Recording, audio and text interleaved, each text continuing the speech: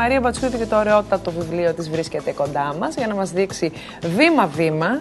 Όταν το διαβάσετε, φυσικά δεν μπορούμε να το κάνουμε εδώ, όπως καταλαβαίνετε, υπάρχει ένδια χρόνου. Πώς θα κάνουμε έπιπλα από παλέτες. Τώρα, Μαρία, τι είδους έπιπλα όμως, εδώ σε θέλω.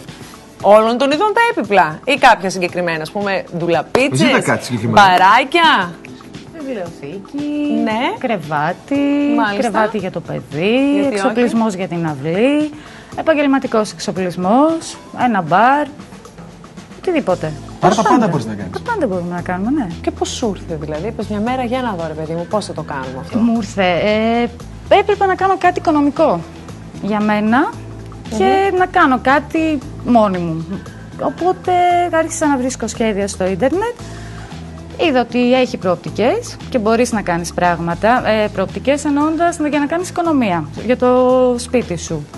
Άρχισα να φτιάχνω κάποια πράγματα και σιγά σιγά προέκυψαν όλα τα υπόλοιπα. Μα είναι και η δομή της παλέτας έτσι που πραγματικά τώρα που τα βλέπουμε έτοιμα φυσικά, μπορείς να το κάνεις ό,τι θες. Ναι, αν την αποδομήσεις την παλέτα πρώτα.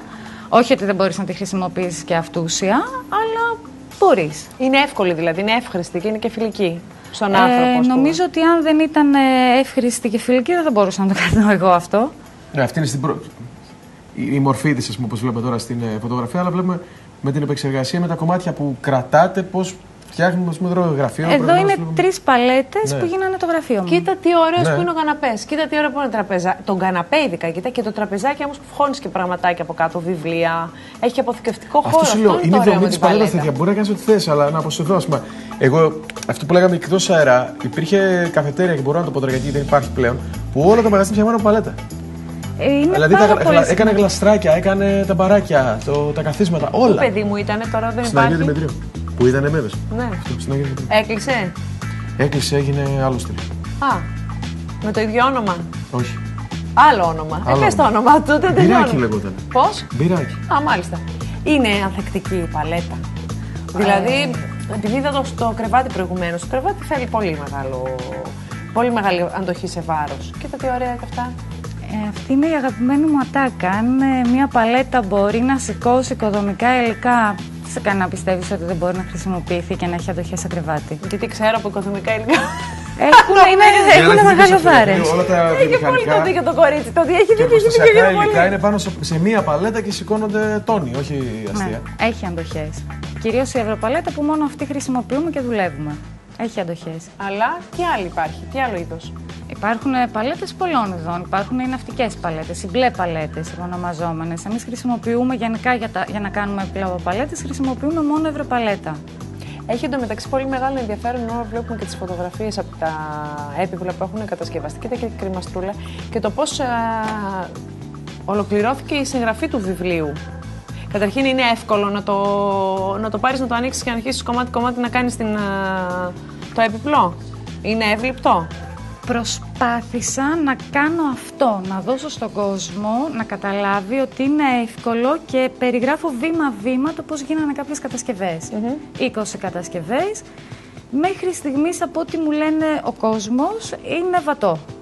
Εγώ ρε παιδί μου είμαι άσχετη.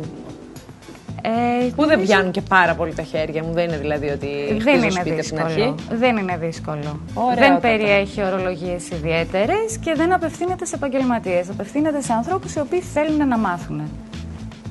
Γιατί? Εντάξει, τώρα το πουθενά βρήκες μια δουλειά. Να το πάω κι αλλού ή όχι? Στην ουσία, ναι, πάντα που σε δεν έχω θέμα. Στην ουσία κάνω αυτό που αγαπάω και ανοίξανε δρόμοι. Ναι, είναι βασικό. Δηλαδή, μέσα από την κρίση που λέω, πολλές φορές γεννιούνται κάποιες ευκαιρίες, αρκεί να δουλεύει λίγο το μυαλό, ας πούμε.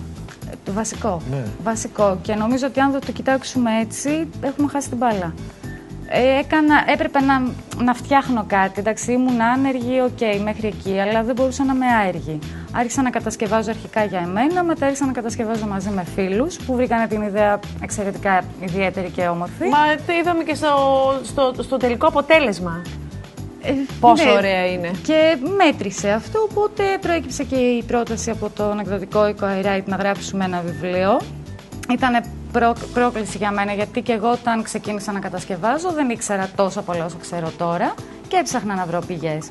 Έβρισκα μόνο στο εξωτερικό. Στην Ελλάδα δεν υπήρχε κάτι αντίστοιχο, οπότε ήταν μια ευκαιρία. Και το εξέλιξες. Ξεσκόνησε και τα αγγλικά με την ευκαιρία. Yes. Από το site μάθαμε και λίγο παραπάνω ορολογία και τελείωσε η υπόθεση. Πολύ ωραία.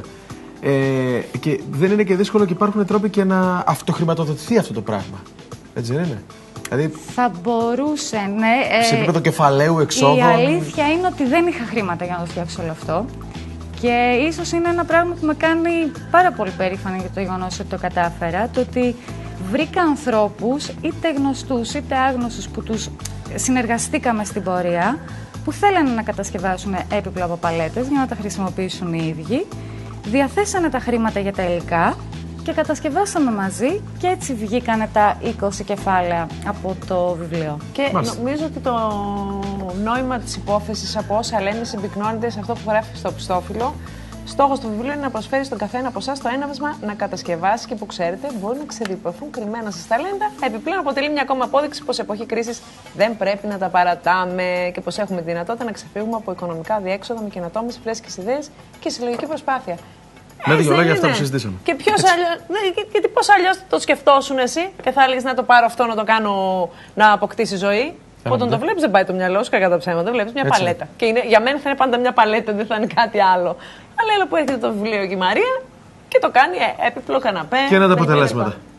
Αυτά. Μπράβο Μαρία. Πολύ. Μπράβο σου κουκλά μου. Καλή δύναμη και καλές ιδέες. Να είστε καλά. Χάρηκα πολύ.